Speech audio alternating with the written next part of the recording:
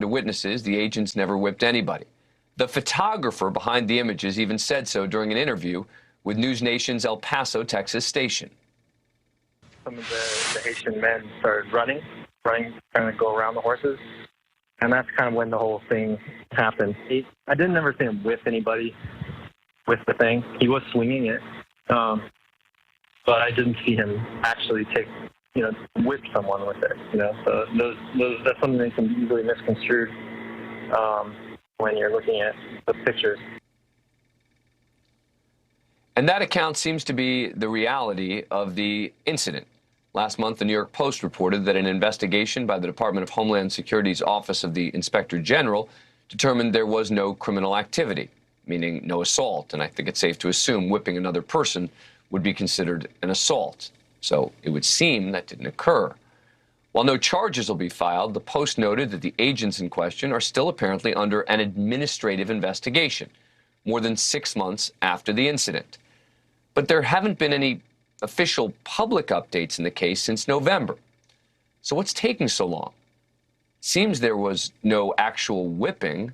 So why is the administrative piece taking this much time? Now, the Biden administration had said this investigation would take days, not weeks. Well, now it's been more than half a year.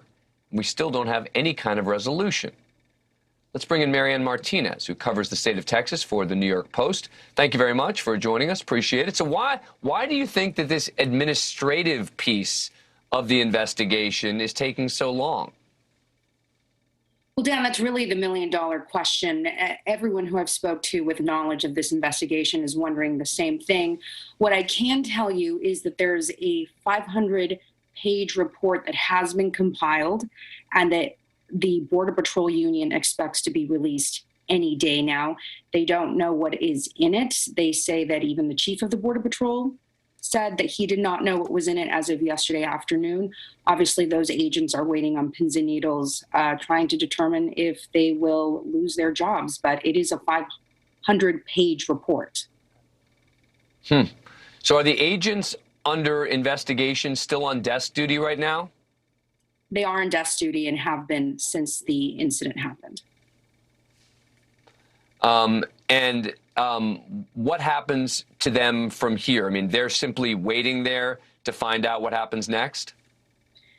They are, and from what we hear from the Border Patrol Union, their lives have basically been on hold, not just in a professional manner, but all kinds of domino effects that this has taken in their personal lives. The ability to apply for certain things, promotions, any number of things. But yes, their lives have basically been put on hold, depending on the outcome of this investigation.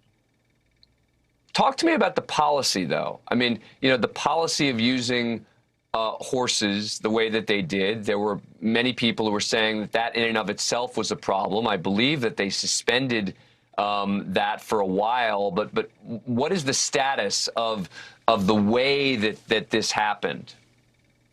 Well, publicly, the Biden administration said that would not be allowed to happen in the Del Rio sector of the border.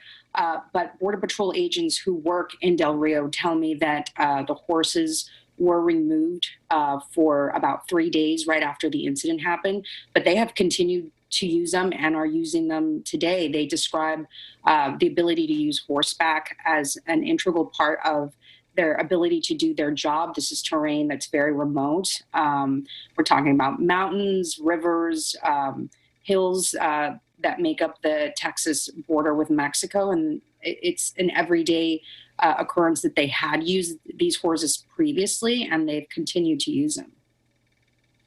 So again, to be clear, today they are still using the horses? Yes.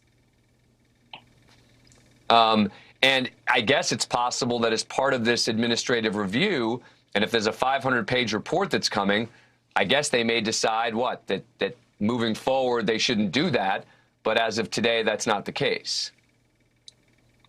Of course, anything's possible, but Dan, that's just not even realistic. I've been a reporter in about 10 cities across the country, including Las Vegas, Nevada, where police use horseback to do crowd control there because I've done entire stories where they talked about how the horse gives them a strategic vantage point where they can see higher up in a crowd and they can see out a lot further than they would. Obviously, the horses are imposing, and people, for the most part, tend to respect the horses, if not the officer, and follow commands. So they're used in all kinds of law enforcement settings, not just for the Border Patrol.